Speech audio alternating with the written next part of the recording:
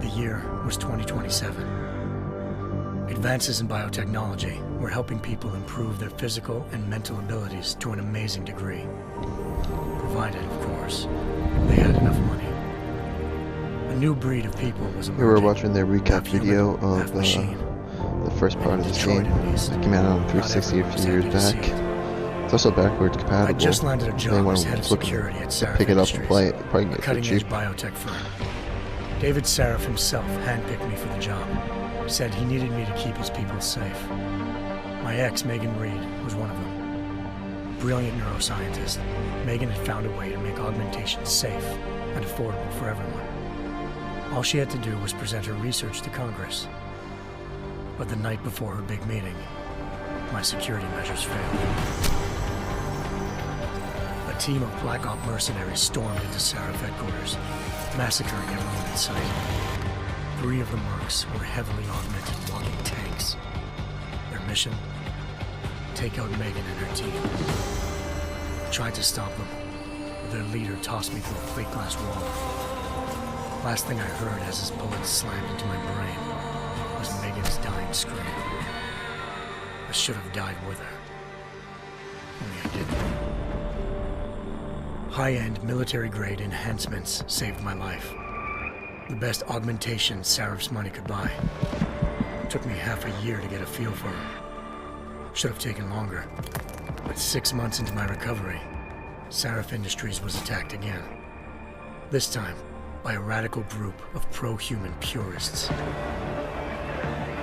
Violent, militant, and fanatically opposed to human augmentation. They claimed to be members of Humanity Front, a non-profit organization that wanted the UN to limit biotechnology research. The thugs broke into Sarif's factory and found machinists working overtime on a top-secret military augment called the Typhoon. Sarif sent me to retrieve it, and when I did, I found one of the so-called purists next to it, wired with cerebral implants, trying to download its classified specs. Obviously, something more was going on. The AUG killed himself before I could question him. Sarif ordered me to dig deeper, so with the help of Frank Pritchard, Sarif's head of cybersecurity, I did. Turns out a second hacker had been controlling the AUG's actions from somewhere off-site. Pritchard and I tracked his signal to a secret FEMA internment camp in Detroit. The Black Op mercenaries were there. The same mercs who'd left me for dead 6 months before. Figured they'd try again when they saw me. It wasn't so easy for them this time. I took out the tank named Barrett, even got him to give me a new lead. A penthouse apartment in China. Of course, we both knew it would be a trap in the end.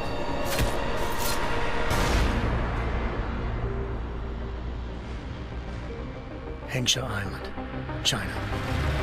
Home to a city so crowded, they had to build a second city on top of it. Trying to find clues in Hengsha wouldn't be easy. Lucky for me, I wasn't alone. Farida Malik, Sarif Industries' ace pilot, had lived in Hengsha before. A good person to have on your side. She knew enough about the place to get me around. Malik dropped me in the lower city, close to the penthouse Barrett had told me about. Bell Tower Associates, a private security firm under contract to the Chinese government, had agents tossing the suite when I arrived. Just not for the reason I'd been expecting. Turns out the man who lived there was a criminal hacker named Van Bruggen. The same hacker who'd been remotely controlling the AUG in Sarif's factory. Van Bruggen's panicked decision to force the man to commit suicide had been a mistake. Now his mercenary partners were gunning for him, and I needed to find him before they did. Locating Van Bruggen meant playing nice with the Triads, Hengsha's organized crime lords. They had the hacker holed up inside a low-rent capsule hotel. By the time I found him, Van Bruggen had no qualms giving up the woman who hired him. Zhao Yunru, president of the Taiyang Medical Corporation. According to Van Bruggen, Zhao wanted to monopolize the augmentation industry and had hired Black Op mercenaries to destabilize her competition. Sarif Industries was at the top of her list. To prove this, I needed to get inside TYM and grab a surveillance hologram off a server. I suspected Van Bruggen was hiding something when he told me this, but nothing could have prepared me for what I saw. Megan wasn't dead. She and her 4 best researchers had been kidnapped, spirited away somewhere while their kidnappers made it look like they were dead. Desperate to learn more, I confronted Zhao in her penthouse. She claimed to be a pawn in a bigger plan, and hinted at a group so powerful it controlled global interests at a whim. Then she slipped into a panic room and hit the alarm, forcing me to make a very quick exit. I figured Zhao was lying, but part of her confession made sense. David Sarif had been worried about his people. So worried, he'd required all of them to have subdermal locator devices surgically implanted. The GPLs would have been broadcasting the day of the attack. But Zhao said a single call to Picus, the world's leader in global 24-hour satellite news, had turned those signals off. I needed to fly to Picus headquarters in Montreal if I wanted to learn more.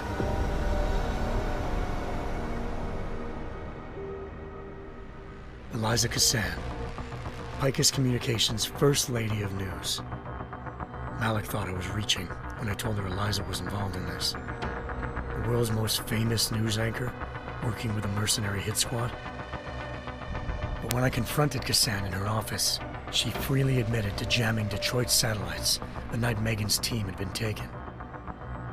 Said she's just been following her commands. I suspected she wanted to say more. But Black Op mercenaries showed up looking to shut us both down. And just like that, the Eliza I'd been talking to disappeared. The Mercs were led by an augmented killer I crossed paths with twice before, Fedorova, a woman who'd made silence her best friend. She waited for me to track Eliza's transmission to a secret server room underneath the Picus complex, then jumped me from behind. A deadly fight ensued. I made sure she never moved silently again. With Fedorova down and no one left to keep Eliza quiet, she reappeared. Turns out Picus's First Lady of News wasn't a lady at all. She was a sophisticated AI program, engineered to monitor data streams and control what people believed.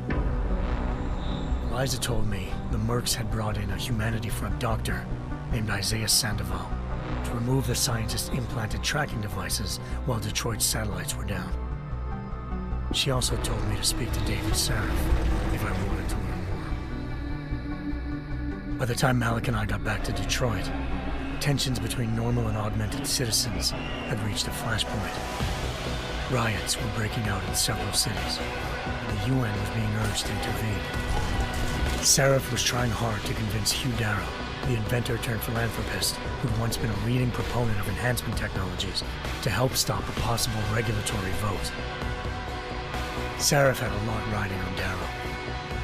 Megan's discovery would have given millions of people the chance to evolve beyond their normal human abilities, and at the same time catapulted Sarif Industries to the top of the Fortune 500. According to Sarif, Megan's kidnappers knew this, and didn't want people evolving unless they controlled how it was done. He called his enemies Illuminati, and urged me to keep searching.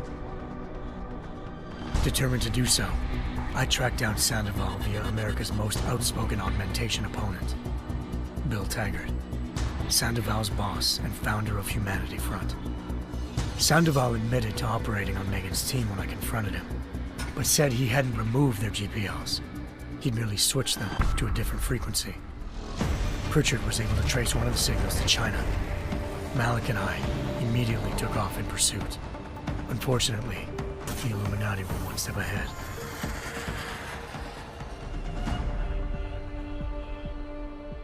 Ambushed. Shot out of the sky by Bell Tower Associates, seconds after entering Hengsha's airspace. Malik's piloting skills saved me.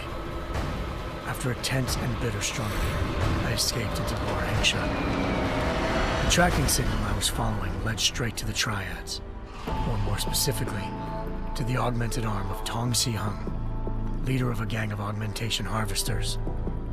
Tong said they'd taken the arm off a corpse, which Bell Tower had left at their door, meaning at least one of Sarif's scientists was dead.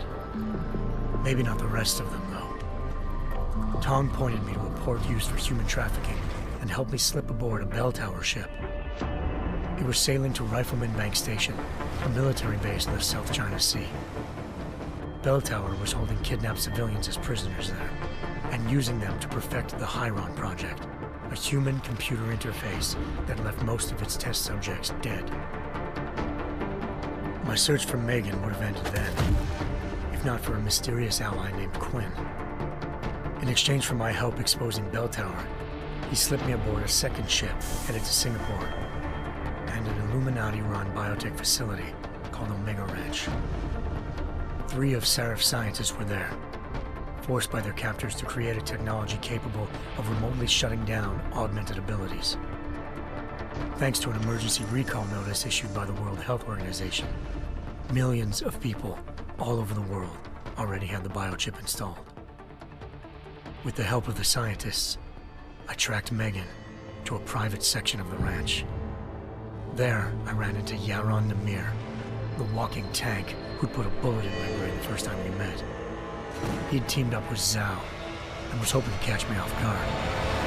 Their little ambush didn't work. I found Megan in a suite belonging to Hugh Darrow, the billionaire philanthropist who'd Seraph had called on for help. Darrow had convinced her to go along with the biochip plan by promising to sabotage the tech. As she was explaining this, Darrow appeared in a global broadcast, telling the world that augmentations would be the death of mankind. Then he activated the biochips to prove his point.